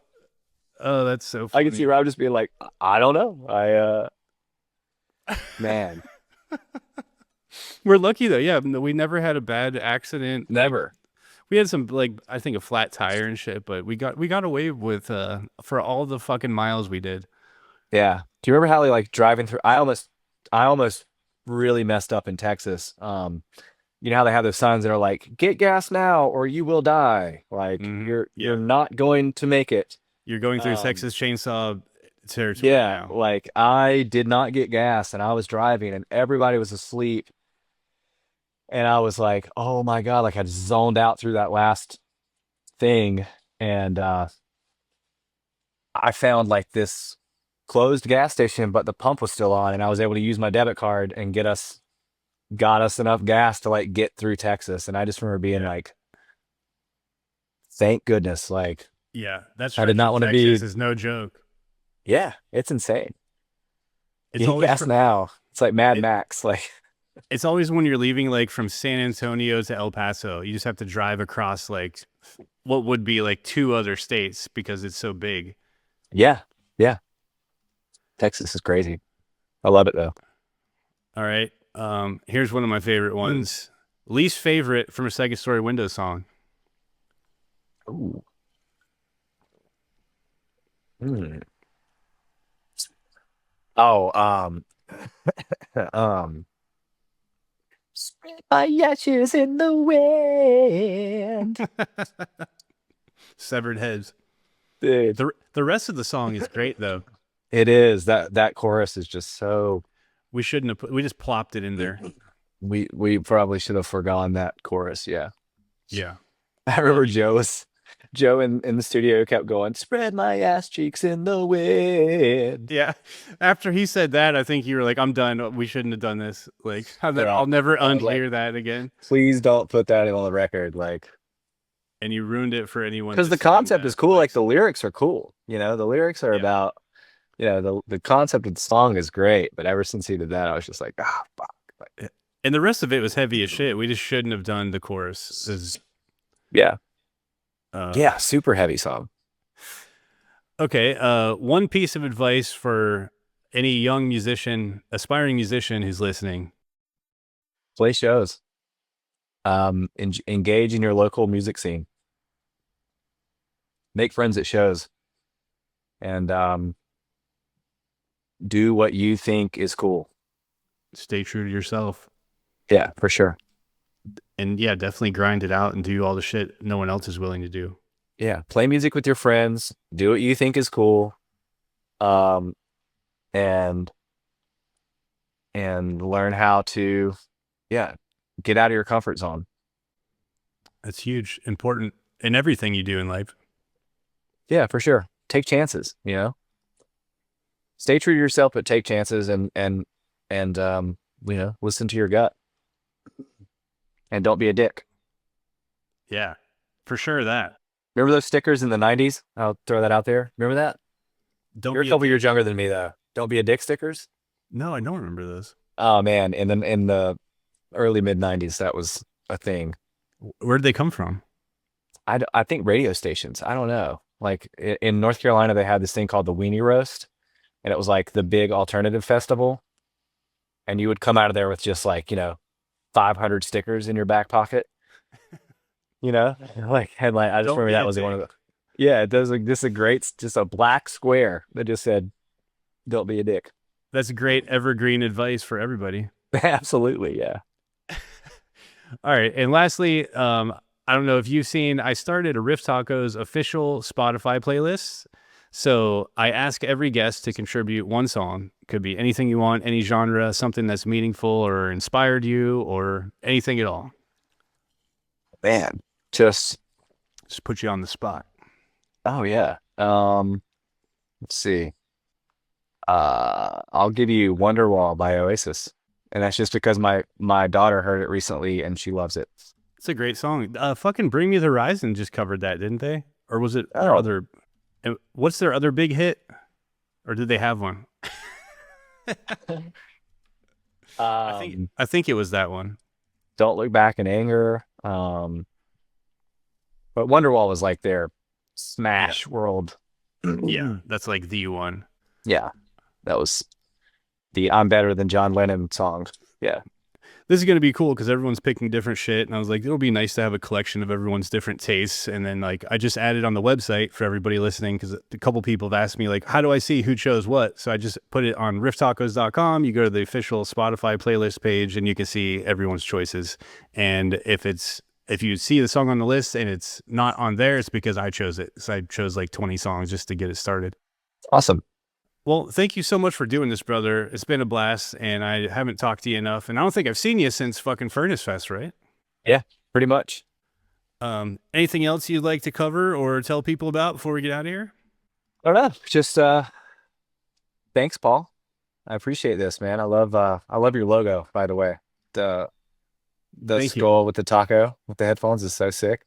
Yeah, I went through many iterations, and then I put it in like Chat GPT. I'm like, make me something cool, and then finally landed on that one. But yeah, it just looked like a logo. You know, when you finally land on something, like Yeah, I think it's great. looks like. Thank you very much. I appreciate Yeah, that. Riff Tacos is a great name. I'm honored to be on the podcast. Thank you, sir. Thanks for all your years of friendship and being a righteous human being. Um, and yeah, thanks to anybody who ever hung out with us while we were the window, and I'm honored to have been a part of it, and very thankful for where I am today. Got through it, and got a late start in adulting, but here we are today. I'll keep you posted, Paul. Yeah, dude. I hope to see you doing some music again soon, whatever it may be. Is there anything you'd like to do, like that you haven't done yet, even like a different genre or something? Like anything you'd be itching to do? I'm actually doing something now with some old friends, and it's pretty sick. It's like totally different than anything I've ever done. It's like kind of more post-hardcore kind of stuff. Oh yeah. So I'm really stoked on it. We've been jamming for a couple months, and it's been really fun. So we just kind of got together, like, man, we all live close, and like we got a little rehearsal spot we call the clubhouse, and so we've been able to kind of like get together and jam, and so we may release something just kind of on our own, just kind of like put some stuff out soon. So I will Yeah. keep you guys Yeah. posted. You got recording plans? Yeah, we have demoed a couple things with some guys that we know locally, and we're just having fun with it though right now, Yeah. but it's cool. It's like it's been fun to sort of like flex some different vocal muscles, speaking of cleans, but also like just kind of how can I do that differently too? You know what I mean? Like less. So it's been really interesting to do that. Yeah. But That's sick, brother. yeah, Well, I'm stoked to hear it. You guys have a band name? right now we're calling it Visitors. Hell yeah. Well, So I'm always stoked to hear anything you're on, so keep me posted for sure. And everyone keep an eye out for that. cool. Yeah. Thanks, man. But I love you, dude. I love you, brother. And everybody, thank you for listening and hanging out with us. And quick reminder, as always, if you're enjoying the podcast, please hit subscribe and the like button on YouTube. If you're on Spotify or Apple, please kindly hit me with a follow and leave a rating. Helps me reach more people and keep bringing on cool folks like Mr. Will Jackson here. So thank you very much for listening, and we'll see you on the next one.